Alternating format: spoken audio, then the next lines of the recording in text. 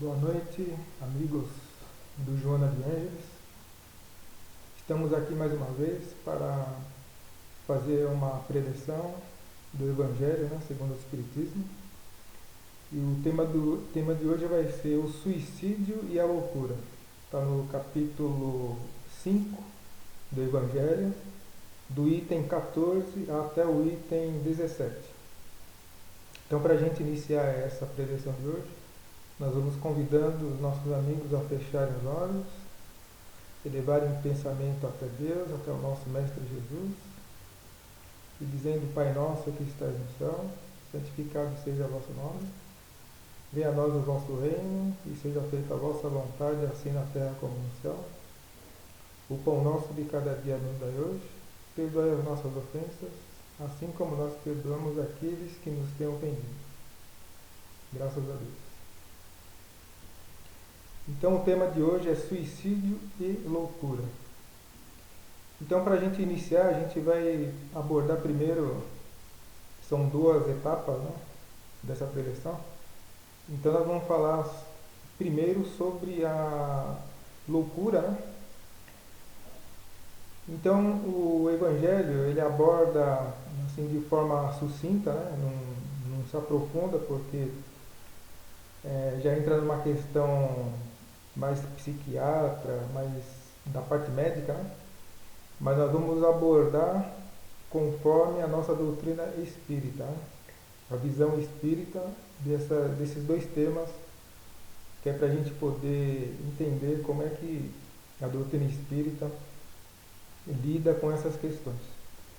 Então, o que dá causa à loucura, que é o primeiro tema, Então, no Evangelho está escrito que a loucura ela decorre de uma comoção gerada pelos desafios da vida que o homem tem, E mediante esses desafios, frente a esses desafios, o homem se vê num beco sem saída, muitas vezes, e falta-lhe coragem para poder sair dessa enrascada que ele se encontra.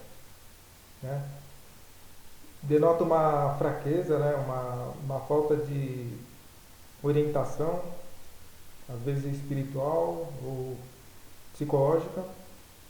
Então ele se encontra numa enrascada, num beco sem saída, segundo a sua orientação, e isso pode dar causa a ele atingir um nível de loucura. Em contrapartida, a doutrina espírita nos auxilia nesse quesito, nos ensina que existem preservativos, quer dizer, existem prevenções para nós mesmos, para nos afastarmos da possibilidade da loucura, das deficiências mentais que nós possamos estar correndo risco de adquiri-la. Então tem alguns antídotos na visão espírita, que é perante as dificuldades, perante as mazelas, os reveses da vida, nós devemos ter calma, resignação, serenidade e o principal de tudo, que é a confiança no futuro.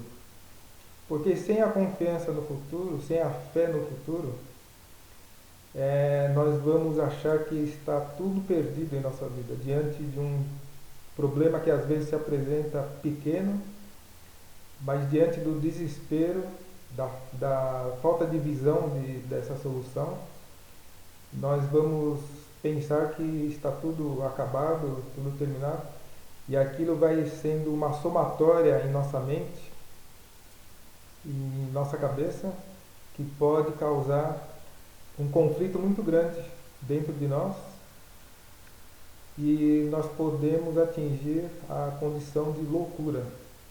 Então o Evangelho ensina para nós que nesses momentos de aflição, de dificuldade, nós devemos ter calma, serenidade e crença no futuro. Porque assim como a noite vem, nada detém o dia que está próximo, o dia que virá, que a luz do sol vai iluminar nossas mentes e nossas vidas. Então nós devemos sempre olhar para frente, olhar para o futuro, olhar para uma condição melhor do que nós temos hoje. É isso que nos dá alento, nos dá força para caminhar. E não ficarmos refém de uma possível loucura, né? E o Espiritismo, ele oferece ao homem maneiras de encarar esses desafios com indiferença, força, que preservam a nossa razão frente aos obstáculos da vida. Então, o Evangelho diz que se nós tivermos serenidade, calma, crença no futuro, crença em dias melhores, nós vamos, através disso, através da nossa razão, nós vamos estar exercitando a nossa razão, a nossa faculdade mental sadia. Nós vamos estar exercitando essa nossa razão para entendermos que tem solução esses nossos problemas, essas nossas mazelas que se apresentam de quando em quando em nossa vida, que é normal, que é uma coisa corriqueira, que nós não devemos nos desesperar. Devemos ter fé na vida, esperança, que tudo se resolverá dentro da tranquilidade. Então essa é a parte da loucura que nós devemos nos prevenir, né? Contra ela, para a gente levar essa vida sadia mentalmente e podermos dar conta, né, dos desafios em nossa vida, na vida dos nossos familiares, poder colaborar também com os nossos amigos. Nós devemos estar sempre lúcidos para podermos enfrentar essas dificuldades. E quanto ao suicídio, né, que é o segundo tema, que trata também nesse capítulo do Evangelho, o suicídio ele vai ter causas mais psíquicas, né, mais da mente do ser humano, que já é o descontentamento com a vida, né, através de sofrimentos, infelicidade, e não consegue ver o fim dos seus problemas e nem a resolução, né, para esses desafios.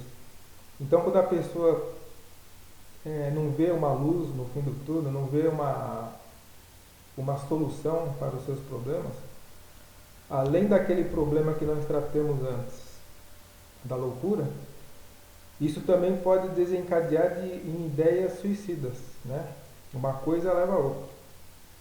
Então, primeiro ele vai ter uma confusão mental, vai desenvolver algum traço de loucura, até de demência mesmo, né? E ele vai aí perder a sua razão. E perdendo a razão, ele está disposto a fazer qualquer coisa para ver aqueles problemas, aqueles reveses da vida solucionado. Então, o que vem na mente dele através dessa loucura, dessa insanidade mental que ele passa a ter, ele pode até cometer esse suicídio, pode querer se afastar da vida pensando que vai ter os seus problemas resolvidos, e muito pelo contrário, né? A falta de crença, como nós já abordamos, falta de crença no futuro, falta de fé. Aquele que não crê na eternidade e se abate pelo infortúnio, vê no suicídio a solução para abreviar as misérias. Quer dizer, ele não vê a solução, não vê a esperança de uma vida melhor, de um futuro mais promissor. Então, quando ele se encontra nessa condição, a única coisa que ele consegue enxergar, que ele consegue pensar, é abreviar a sua própria vida, porque ele tem a ilusão de que abreviando a sua própria vida, os seus problemas estarão resolvidos. Cessou a vida, cessou os problemas. É um grande engano, né?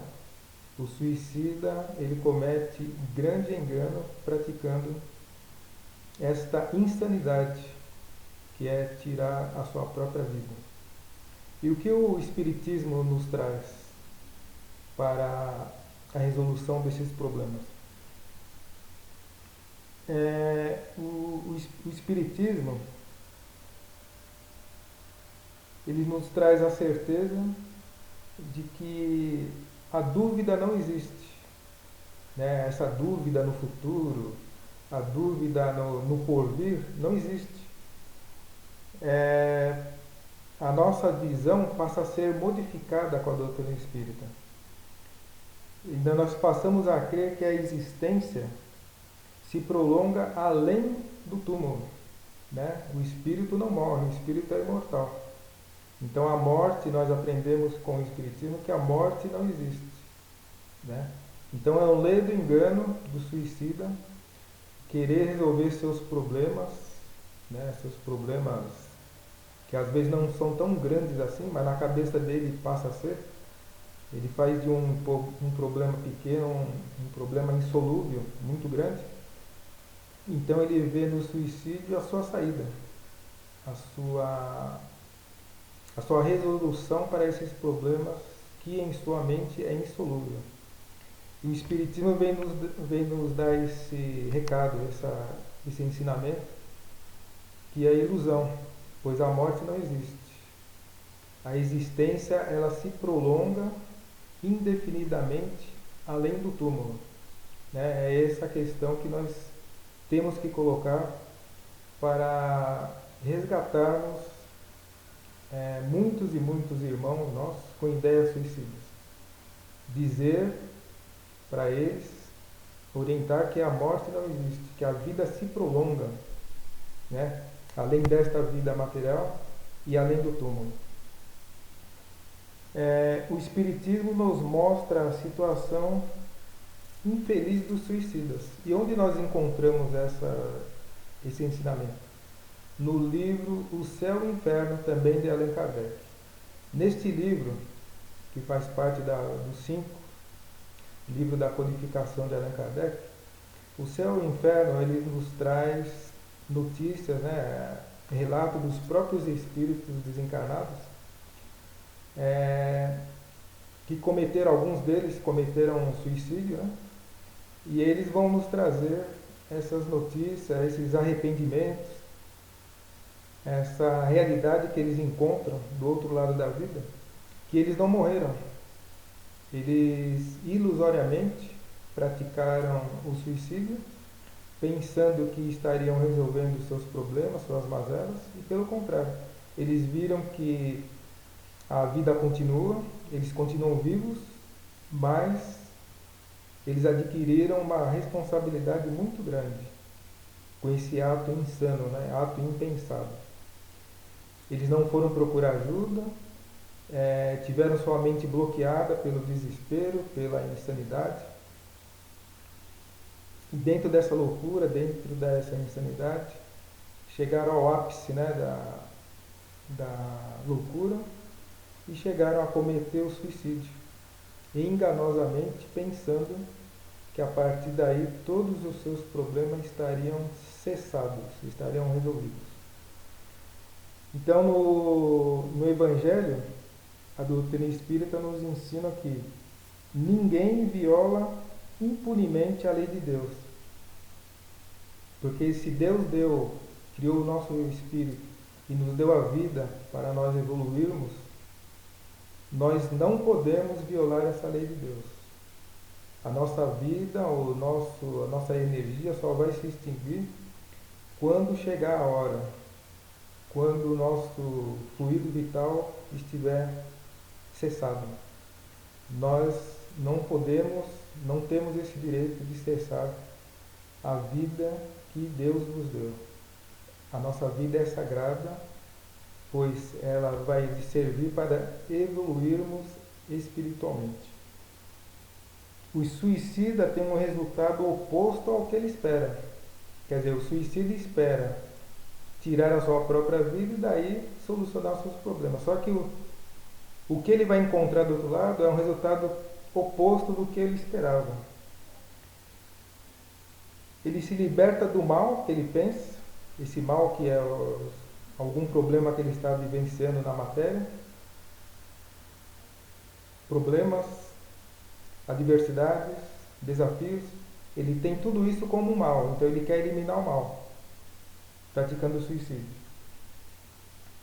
Só que ao praticar esse suicídio, ele sai de um mal na matéria e cai num mal pior ainda, que é ele ir para o plano espiritual, numa condição totalmente imprópria, né? Uma situação que não é boa para o espírito, de arrependimento, de querer reparar o seu erro, mas ele vai ter todo um segmento, todo um tratamento no plano espiritual, até ele conseguir as condições necessárias para reencarnar e refazer todo o seu caminho. Então, a doutrina espírita nos traz esse ensinamento, essa visão de valorização da vida, de estarmos sempre bem com a nossa mente, preservar a sanidade mental, ter esperança no futuro, tudo se resolve, né? E saber que nós não fazemos nada sozinhos, nós não estamos sozinhos no mundo, nós não devemos estar sozinhos, isolados, solitários.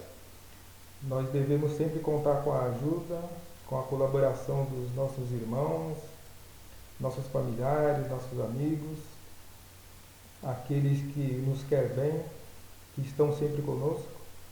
Devemos estar sempre preparados para ajudar e também para sermos ajudados.